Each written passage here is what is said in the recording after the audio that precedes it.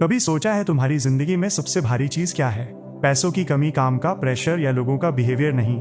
तुम्हारी जिंदगी की सबसे भारी चीज वो सामान नहीं है जो तुम्हारे घर में रखा है, बल्कि वो बोझ है जो तुम्हारे माइंड में रखा है। ध्यान से सोचो, तुम पूरे दिन भागते रहते हो, काम, phone, notification, shopping, social media, नई नई चीजें, नई नई इच्छाएं, लेकिन फिर भी रात को सोते समय अंदर एक अजीब सी खाली फीलिंग रहती है। ऐसा क्यों? अगर ज्यादा चीजें ज्यादा खुशी देती तो आज की जनरेशन इतनी स्ट्रेस्ड क्यों है? हमारे पास पहले से ज्यादा सुविधा है, पहले से ज्यादा टेक्नोलॉजी है, पहले से ज्यादा ऑप्शंस हैं, फिर भी सुकून पहले से कम क्यों है? यहीं से गुड बाय थिंग्स एक ऐसा सवाल पूछती है जो शायद तुमने खुद से कभी नहीं पूछा। क्या सच में तुम्हें और चीजों की जरूरत है या तुम्हें कम चीजों की जरूरत है? पहली बार सुनने में ये बात अजीब लगती है, क्योंकि बचपन से हमें एक ही चीज सिखाई गई, ज्यादा कमाओ, ज्यादा खरीदो, ज्यादा जमा करो, ज्यादा हासिल करो, और धीरे धीरे हमने मान लिया कि जितनी ज्यादा चीजें होंगी उतनी ज्यादा खुशी होगी। लेकिन अगर यही सच होता तो सबसे अमीर लोग सबसे ज्यादा शांत होते। लेकिन रियलिटी क्या है? जितना इंसान बाहर जोड़ता जाता है उतना ही अंदर खाली महसूस करने लगता है। अब सोचो, कभी ऐसा हुआ है तुमने कोई नई चीज खरीदी, शायद नया फोन, नई घड़ी, नए कपड़े या कोई एक्सपेंसिव गैजेट। पहले दिन बहुत एक्साइटमेंट हुई, दूसरे दिन अच्छा लगा, एक हफ्ते बाद सब नॉर्मल हो गया, और कुछ दिनों बाद तुम्हारा माइंड फिर किसी नई चीज के पीछे भागने लगा। ऐसा क्यों? क्योंकि प्रॉब्लम उस चीज में नहीं थी, प्रॉब्लम तुम्हारे माइंड की हैबिट में थी। ये किताब कहती है माइंड को ज्यादा चीजों की आदत लग जाती है, और जिस माइंड को हमेशा ज्यादा चाहिए उसे कभी इनफ महसूस नहीं होता। यही वजह है कि कुछ लोग छोटे से घर में भी बहुत खुश रहते हैं और कुछ लोग बड़े बंगले में भी बेचैन रहते हैं। डिफरेंस घर का नहीं है, माइंड का है। अब एक सवाल, अगर मैं तुमसे कहूं कि तुम्हारी जिंदगी की आधी परेशानियां किसी इंसान की वजह से नहीं, किसी सिचुएशन की वजह से नहीं, बल्कि उन चीजों की वजह से हैं जिन्हें तुम छोड़ नहीं पा रहे, तो पहली नजर में शायद तुम्हें यकीन ना हो। लेकिन ध्यान से देखना, तुम सिर्फ सामान नहीं पकड़ते, तुम मेमोरीज पकड़ते हो, पुरानी बातें पकड़ते हो, लोगों की ओपिनियंस पकड़ते हो, कंपैरिजन पकड़ते हो, फ्यूचर की टेंशन पकड़ते हो, फ्यूचर की टेंशन पकड़ते हो, और धीरे धीरे ये सारी चीजें मिलकर तुम्हारे माइंड को इतना भर देती हैं कि उसके अंदर सुकून के लिए जगह ही नहीं बचती। यही वजह है कि ये किताब मिनिमलिज्म को सिर्फ कम सामान रखने का तरीका नहीं मानती। ये कहती है मिनिमलिज्म असल में कम चीजें रखने की फिलॉसफी नहीं, कम बोझ लेकर जीने की फिलॉसफी है। क्योंकि जिस इंसान के पास कम अननेसेसरी चीजें होती हैं उसके डिसीजंस ज्यादा क्लियर होते हैं, उसका माइंड ज्यादा शांत होता है और उसकी जिंदगी ज्यादा हल्की होती है। लेकिन यहाँ सबसे बड़ा सवाल आता है, अगर कम चीजें रखना इतना पावरफुल है तो फिर हम चीजों को छोड़ क्यों नहीं पाते? क्यों हर साल हम और जोड़ते जाते हैं लेकिन छोड़ते नहीं? आखिर ऐसा क्या है जो हमें फालतू चीजों से भी जोड़ कर रखता है? और यहीं से ये किताब एक ऐसा सच बताती है जो शायद तुम्हारा पूरी तरह चीजों को देखने का नजरिया बदल दे। ये किताब कहती है हम चीजों को इसलिए नहीं रखते क्योंकि हमें उनकी जरूरत होती है, हम उन्हें इसलिए रखते हैं क्योंकि हमें उन्हें छोड़ने से डर लगता है। ध्यान से सोचना, तुम्हारे घर में ऐसी कितनी चीजें हैं जिन्हें तुमने पिछले एक साल में एक बार भी इस्तेमाल नहीं किया, फिर भी तुम उन्हें फेंकते नहीं किया। फिर भी तुम उन्हें फेंकते नहीं क्यों? क्योंकि तुम्हारा माइंड कहता है क्या पता कभी काम आ जाए, और यही चार शब्द धीरे धीरे तुम्हारी पूरी जिंदगी भर देते हैं। क्या पता कभी काम आ जाए। फिर एक दिन तुम्हारा घर, अलमारी, ड्रॉअर, टेबल सब भर जाते हैं। लेकिन सबसे बड़ी बात, सिर्फ घर नहीं भरता, तुम्हारा माइंड भी भर जाता है। ये किताब कहती है हर चीज जिसे तुम ओन करते हो वो भी कहीं ना कहीं तुम्हें ओन करने लगती है। मतलब तुम सोचते हो ये सामान मेरा है, लेकिन सच क्या है? धीरे धीरे तुम्हें उसी सामान की चिंता होने लगती है। इसे साफ रखना है, इसे संभाल कर रखना है, इसे खराब नहीं होने देना, इसे शिफ्ट करना है, इसे ऑर्गेनाइज करना है। और बिना महसूस किए तुम अपना टाइम, अपनी एनर्जी, अपना अटेंशन उन चीज़ों को देने लगते हो जो तुम्हारी जिंदगी में कोई रियल वैल्यू ऐड ही नहीं कर रही। अब इमेजिन करो, तुम्हारे पास 100 चीज़ें हैं तो तुम्हारा ध्यान 100 जगह बटेगा। लेकिन अगर तुम्हारे पास 20 मीनिंगफुल चीज़ें हों तो तुम्हारा माइंड अपने आप हल्का महसूस करेगा। यही वजह है फमियो सासाकी कहते हैं मिनिमलिज्म स्पेस बनाने की कला नहीं है, अटेंशन बचाने की कला है। अब एक डीप बात तुम्हें लगता है ज़्यादा ऑप्शंस ज़्यादा फ्रीडम देते हैं, लेकिन रियलिटी बिल्कुल उल्टी है। जितने ज़्यादा ऑप्शंस उतना ज़्यादा कन्फ्यूजन। सोचो, सुबह तुम्हारे सामने 40 कपड़े रखे हैं तो क्या होगा? तुम सोचोगे ये पहनूं या वो ये अच्छा लगेगा या दूसरा, और बिना महसूस किए तुम अपना मेंटल एनर्जी एक छोटे से डिसीजन में खर्च कर दोगे। लेकिन अगर ऑप्शंस कम हो तो डिसीजन आसान हो जाता है। और यही प्रिंसिपल पूरी जिंदगी पर लागू होता है। जितनी ज़्यादा अननेसेसरी चीज़ें उतने ज़्यादा अननेसेसरी डिसीजंस, और जितने ज़्यादा अननेसेसरी डिसीजंस उतना ज़्यादा मेंटल फटीग। यही रीज़न है कि कुछ लोग पूरा दिन कुछ खास नहीं करते फिर भी रात तक पूरी तरह थक जाते हैं, क्योंकि शरीर नहीं, माइंड थक चुका होता है। अब एक और इंटरेस्टिंग बात, हम अक्सर सोचते हैं कि हमें चीज़ें खुश करती हैं, लेकिन ये किताब एक अलग ट्रुथ बताती है। चीज़ें कुछ समय के लिए एक्साइटमेंट देती हैं लेकिन सुकून कभी नहीं देती। एक्साइटमेंट हमेशा थोड़ी देर की होती है, लेकिन पीस एक अलग फीलिंग है, और पीस खरीदी नहीं जाती, क्रिएट की जाती है। अब सोचो, जब तुम्हारा कमरा बिखरा हुआ होता है तो कैसा फील होता है, और वही कमरा साफ खुला, और शांत होता है तो कैसा फील होता है?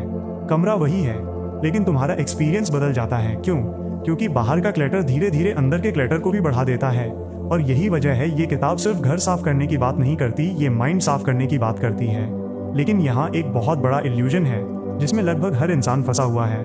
उसे लगता है जब मेरे पास और चीज़ें होंगी तब मैं खुश हो जाऊंगा। लेकिन अगर हैप्पीनेस चीज़ों में होती तो हर शॉपिंग के बाद तुम हमेशा के लिए सेटिस्फाइड हो जाते। फिर कुछ दिनों बाद तुम्हारा माइंड नई चीज़ क्यों ढूंढने लगता है। यही ये किताब एक ऐसा साइकोलॉजिकल ट्रुथ बताती है जो समझ में आ गया तो शायद तुम्हारी बाइंग हैबिट्स ही नहीं पूरी ज़िंदगी बदल सकती है। ये किताब कहती है हम ज़्यादातर चीज़ें ज़रूरत की वजह से नहीं खरीदते, हम उन्हें अपनी आइडेंटिटी बनाने के लिए खरीदते हैं। ध्यान से सोचना, कभी तुमने कोई चीज़ सिर्फ इसलिए खरीदी क्योंकि वो सच में ज़रूरी थी, या इसलिए क्योंकि उसे देखकर तुम्हें लगा ये मेरे पास भी होनी चाहिए। यहीं से एक इनविजिबल रेस शुरू होती है जहाँ इंसान अपनी ज़रूरतों के लिए नहीं, दूसरों को इम्प्रेस करने के लिए जीने लगता है। अब इमेजिन करो, दो लोग हैं, पहले के पास सिर्फ वही चीज़ें हैं जो उसकी ज़िंदगी को बेहतर बनाती हैं, और दूसरे के पास हर नई चीज़ है, लेकिन फिर भी उसे लगता है अभी कुछ कमी है। तुम्हें क्या लगता है इन दोनों में ज़्यादा अमीर कौन है? ये किताब कहती है जिसके पास सबसे ज़्यादा सामान है वो सबसे अमीर नहीं है। सबसे अमीर वो है जिसे सबसे कम चीज़ों की ज़रूरत है, क्योंकि जिस इंसान की हैप्पीनेस कम चीज़ों पर डिपेंड करती है उसे दुनिया आसानी से डिस्टर्ब नहीं कर सकती। लेकिन जिसकी खुशी हर नई चीज़ पर डिपेंड करती है उसका सेटिस्फैक्शन कभी परमानेंट नहीं हो सकता। अब एक डीप ट्रुथ, तुम्हें लगता है तुम चीज़ें खरीद रहे हो, लेकिन कई बार तुम अपनी इनसिक्योरिटी खरीद रहे होते हो। महंगा फ़ोन ताकि लोग नोटिस करें, ब्रांडेड कपड़े ताकि लोग रिस्पेक्ट करें, लग्जरी लाइफस्टाइल ताकि लोग इम्प्रेस हो। लेकिन अगर तुम्हें अपनी वैल्यू साबित करने के लिए इतनी चीज़ों की ज़रूरत पड़ रही है तो प्रॉब्लम चीज़ों की नहीं, सेल्फ वर्थ की है। और यही इस किताब का सबसे अनकंफर्टेबल ट्रुथ है। हम सामान नहीं खरीदते, हम फीलिंग्स खरीदने की कोशिश करते हैं, कॉन्फिडेंस, रिस्पेक्ट, एक्सेप्टेंस। लेकिन ये सारी फीलिंग्स किसी दुकान में नहीं मिलती, ये अंदर बनती हैं। अब सोचो, कितनी बार तुमने सोचा बस ये मिल जाए फिर मैं खुश हो जाऊंगा, लेकिन जैसे ही वो चीज़ मिली कुछ समय बाद माइंड ने नई इच्छा पैदा कर दी। क्यों? क्योंकि माइंड का नेचर सेटिस्फाइड होना नहीं, नेक्स्ट चीज़ ढूंढना है। और अगर तुमने इस नेचर को नहीं समझा तो पूरी ज़िंदगी एक चीज़ से दूसरी चीज़ तक भागते रहोगे, लेकिन कभी पहुंचोगे नहीं। अब एक और इंटरेस्टिंग बात, फुमियो सोसाकी कहते हैं मिनिमलिज्म सैक्रिफाइस नहीं है, फ्रीडम है। पहली बार सुनने में ऐसा लगता है कम चीज़ें रखना मतलब अपनी लाइफ को लिमिट करना, लेकिन रियलिटी बिल्कुल ऑपोजिट है। सोचो, अगर तुम्हें हर सुबह कम डिसीजंस लेने पड़े, कम चीज़ें संभालनी पड़े, कम मेंटेनेंस करनी पड़े, तो तुम्हारे पास किस चीज़ के लिए ज़्यादा टाइम बचेगा? लाइफ के लिए, लर्निंग के लिए, रिलेशनशिप्स के लिए, पीस के लिए। यही रीज़न है ये किताब बार बार कहती है मिनिमलिज्म कम रखने की आदत नहीं, ज़रूरी चीज़ों के लिए जगह बनाने की आदत है। लेकिन यहाँ एक और साइकोलॉजिकल ट्रैप है जो शायद हर इंसान की ज़िंदगी में है। हम सिर्फ सामान से अटैच नहीं होते, हम उन मेमोरीज से अटैच हो जाते हैं जो उन चीज़ों से जुड़ी होती हैं। एक पुरानी शर्ट जिसे तुम कभी पहनते नहीं फिर भी फेंक नहीं पाते क्योंकि उसके साथ एक मेमोरी जुड़ी है। कोई गिफ्ट जो सालों से रखा है, काम का नहीं है, फिर भी छोड़ नहीं पाते क्योंकि उसे किसी खास इंसान ने दिया था। धीरे धीरे हम चीज़ों को नहीं, अपनी मेमोरीज को पकड़कर बैठ जाते हैं। लेकिन ये किताब यहीं एक बहुत पावरफुल सवाल पूछती है, क्या मेमोरी को बचाने के लिए उस चीज़ को हमेशा अपने पास रखना ज़रूरी है, या मेमोरी तुम्हारे दिल में रह सकती है बिना उस सामान के भी? और जैसे ही इंसान इस सवाल का जवाब ईमानदारी से देने लगता है उसे पहली बार महसूस होता है कि कई बार वो सामान नहीं अपना अतीत उठाकर चल रहा था, और शायद यही वजह है कि उसके कदम इतने भारी हो गए थे। लेकिन अगर असली प्रॉब्लम सिर्फ सामान नहीं है तो फिर असल में हमें अपनी ज़िंदगी से क्या हटाना चाहिए? यहीं से ये किताब मिनिमलिज्म का सबसे गहरा मतलब समझाना शुरू करती है। ये किताब कहती है मिनिमलिज्म सिर्फ घर से फालतू चीज़ें निकालना नहीं है, असल मिनिमलिज्म अपने माइंड से फालतू चीज़ें निकालना है। क्योंकि अगर घर खाली हो लेकिन माइंड भरा हो तो सुकून फिर भी नहीं मिलेगा। अब ध्यान से सोचो, तुम पूरे दिन कितनी ऐसी बातें सोचते हो जिनका तुम्हारी जिंदगी पर कोई असर ही नहीं पड़ने वाला। किसने क्या कहा, कौन आगे निकल गया, किसके पास क्या है, लोग मेरे बारे में क्या सोचते होंगे, और बिना महसूस किए तुम्हारा पूरा अटेंशन उन चीज़ों में चला जाता है जो तुम्हारे कंट्रोल में ही नहीं है। यही वजह है कि ये किताब सिर्फ फिजिकल क्लैटर की नहीं, मेंटल क्लैटर की भी बात करती है। अब इमेजिन करो, तुम्हारे सामने एक गिलास रखा है, अगर उसमें पहले से ही गंदा पानी भरा हो तो क्या तुम उसमें साफ पानी भर सकते हो? नहीं, पहले पुराना पानी निकालना पड़ेगा, तभी नई जगह बनेगी। लाइफ भी ठीक ऐसी ही होती है। जब तक तुम्हारा माइंड पुराने थॉट्स, पुरानी इनसिक्योरिटीज, पुराने कंपैरिजन्स और बेकार की वरीज से भरा रहेगा, तब तक नई क्लैरिटी अंदर आ ही नहीं सकती। अब एक और डीप ट्रूथ, तुम्हें लगता है कि तुम्हें और इन्फॉर्मेशन चाहिए, लेकिन सच क्या है? आज प्रॉब्लम इन्फॉर्मेशन की कमी नहीं है, इन्फॉर्मेशन की ओवरलोड है। सुबह उठते ही news, reels, shares, posts, videos, messages, notifications, पूरा दिन तुम्हारा माइंड दूसरों की इन्फॉर्मेशन से भरता रहता है। लेकिन एक सवाल, आखिरी बार तुमने अपने माइंड की आवाज़ कब सुनी थी? शायद याद भी नहीं होगा, क्योंकि जब बाहर का नॉइज़ बहुत ज़्यादा हो जाता है तो अंदर की क्लैरिटी गायब होने लगती है। यही रीज़न है फुमियो सासाकी कहते हैं, कम चीज़ें, कम इन्फॉर्मेशन, कम डिस्ट्रैक्शन ये तुम्हें कमज़ोर नहीं बनाती, ये तुम्हें क्लियर बनाती हैं। अब एक और हिडन ट्रैप, हम हमेशा सोचते हैं कि अगर मेरे पास थोड़ा और होगा तो मैं खुश हो जाऊंगा। लेकिन माइंड की प्रॉब्लम क्या है, उसके लिए थोड़ा और कभी ख़त्म नहीं होता।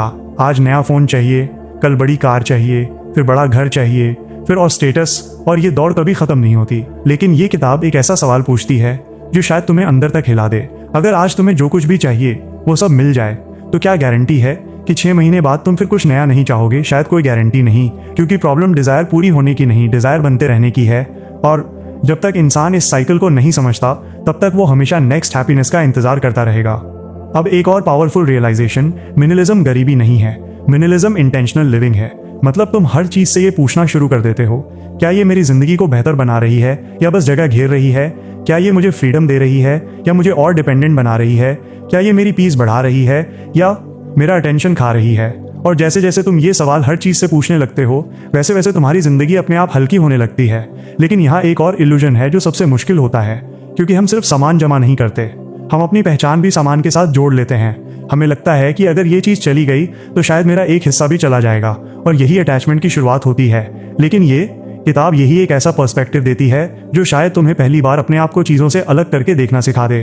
क्योंकि हो सकता है तुम्हारी सबसे बड़ी पहचान उन चीज़ों में कभी थी ही नहीं जिन्हें तुम इतने सालों से पकड़ कर बैठे हुए हो। ये किताब कहती है इंसान की सबसे बड़ी गलती ये नहीं है कि उसके पास बहुत सारी चीज़ें हैं, सबसे बड़ी गलती ये है कि उसने अपनी वैल्यू उन चीज़ों से जोड़ ली है।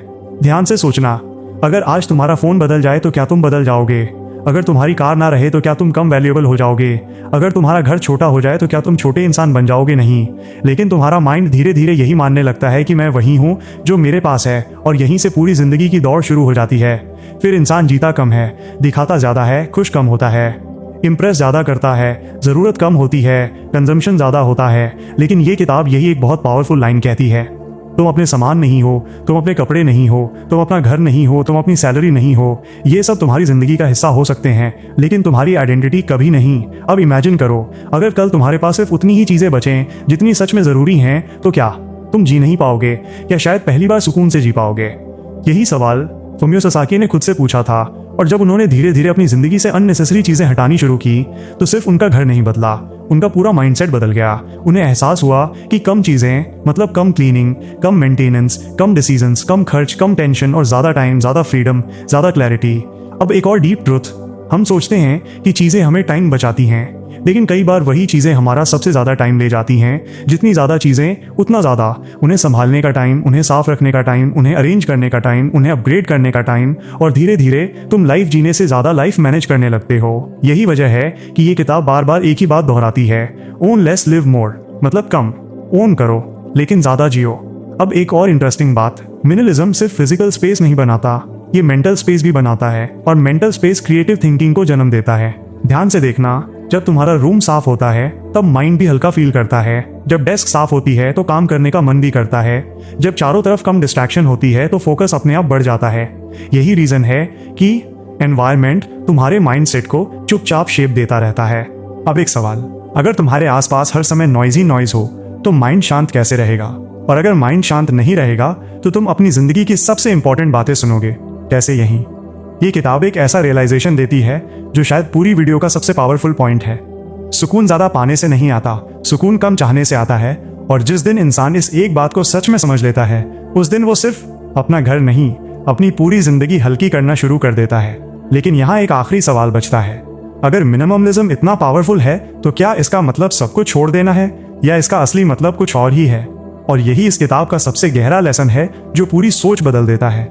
ये किताब कहती है मिनिमलिज्म का मतलब सब कुछ छोड़ देना नहीं है, मिनिमलिज्म का मतलब है सिर्फ वही रखना जो सच में तुम्हारी जिंदगी को बेहतर बनाता है। क्योंकि प्रॉब्लम ज्यादा चीजों की नहीं है, प्रॉब्लम बिना सोचे हर चीज को अपनी जिंदगी में जगह देने की है।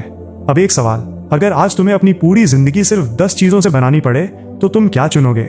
शायद तुम वही चुनोगे जो सच में तुम्हारे लिए इंपॉर्टेंट है। यही इंटेंशनल लिविंग है, जहां हर डिसीजन सोच समझ कर लिया जाता है, ना कि हैबिट में या दूसरों को देखकर। अब एक डीप ट्रूथ, तुम्हारी जिंदगी उन चीजों से नहीं बनती जो तुम खरीदते हो, तुम्हारी जिंदगी उन चीजों से बनती है जिन्हें तुम हर दिन अटेंशन देते हो। अगर तुम्हारा अटेंशन कंपैरिजन पर है तो तुम्हें हमेशा कमी महसूस होगी। अगर तुम्हारा अटेंशन कंजम्पशन पर है तो तुम्हें हमेशा कुछ नया चाहिए होगा। लेकिन अगर तुम्हारा अटेंशन ग्रोथ पर है, ग्रेटिट्यूड पर है, रिलेशनशिप्स पर है, हेल्थ पर है, पीस पर है, तो धीरे धीरे तुम्हारी पूरी जिंदगी वैसी ही बनने लगेगी। यही वजह है कि ये किताब सिर्फ घर साफ करना नहीं सिखाती, ये प्रायोरिटीज साफ करना सिखाती है। अब इमेजिन करो, आज से तुम हर नई चीज खरीदने से पहले खुद से सिर्फ एक सवाल पूछो, क्या ये मेरी जिंदगी को सच में बेहतर बनाएगी या बस कुछ दिनों की एक्साइटमेंट देगी? अगर हर बार ईमानदारी से इस सवाल का जवाब देने लगे तो शायद तुम्हारी आधी शॉपिंग अपने आप बंद हो जाएगी और उसके साथ आधी टेंशन भी। अब एक और पावरफुल रियलाइजेशन, तुम्हारे घर में जितनी कम फालतू चीजें होंगी उतना ही तुम्हारे माइंड में कम नॉइज होगा, और जिस माइंड में नॉइज कम होता है उसी माइंड में आइडियाज पैदा होते हैं, फोकस पैदा होता है, पीस पैदा होती है। यही कारण है कि फमियो ससाकी कहते हैं, मिनिमलिज्म तुम्हारे पास कम चीजें नहीं छोड़ता, ये तुम्हें ज्यादा जिंदगी देता है, ज्यादा आजादी, ज्यादा समय, ज्यादा क्लैरिटी और ज्यादा सुकून। अब एक आखिरी बात, शायद आज तुम्हें अपनी जिंदगी बदलने के लिए कुछ नया खरीदने की जरूरत नहीं है, शायद तुम्हें सिर्फ कुछ पुरानी फालतू चीजें छोड़ने की जरूरत है, क्योंकि कई बार जिंदगी आगे कुछ नया जोड़ने से नहीं बदलती, बल्कि जो जरूरी नहीं है उसे हटाने से बदलती है। और जिस दिन तुमने ये फर्क समझ लिया कि क्या तुम्हारी जिंदगी में वैल्यू जोड़ रहा है और क्या सिर्फ जगह घेर रहा है, उसी दिन तुम्हारी जिंदगी हल्की होने लगेगी, तुम्हारा माइंड शांत होने लगेगा और पहली बार तुम महसूस करोगे कि सुकून बाहर नहीं, हमेशा सादगी के अंदर छिपा था। अगर आज की इस लर्निंग ने तुम्हें एक पल के लिए भी रुककर सोचने पर मजबूर किया है तो इस वीडियो को लाइक जरूर करना, क्योंकि तुम्हारा एक लाइक ऐसी ही पावरफुल लर्निंग और लोगों तक पहुंचाने में मदद करता है। और अब कमेंट में सिर्फ एक बात लिखो, आज के बाद वो कौन सी एक फालतू चीज है जिसे तुम अपनी जिंदगी से हटाने वाले हो सकता है तुम्हारा वही एक जवाब किसी और की जिंदगी बदलने की शुरुआत बन जाए। अगर तुम चाहते हो कि ऐसी ही किताबों की सबसे पावरफुल लर्निंग सिंपल लैंग्वेज में सीधे तुम्हारे माइंड तक पहुंचे तो वाईजे इंडिया को सब्सक्राइब करना मत भूलना, क्योंकि यहाँ हम सिर्फ किताबों का समरी नहीं बताते, हम उनकी विजडम को तुम्हारी डेली लाइफ का हिस्सा बनाते हैं। और अगर तुम गुड बाय थिंग्स को खुद पढ़ना चाहते हो तो उसका लिंक डिस्क्रिप्शन में दिया गया है, लेकिन इसे सिर्फ पढ़ने के लिए मत खोलना, इसे तब खोलना जब तुम सच में अपनी जिंदगी से फालतू चीजों का बोझ हटाकर सुकून के लिए जगह बनाने के लिए तैयार हो। क्योंकि कई बार जिंदगी बदलने के लिए कुछ नया पाना जरूरी नहीं होता, सिर्फ जो जरूरी नहीं है उसे छोड़ देना ही सबसे बड़ी शुरुआत होती है।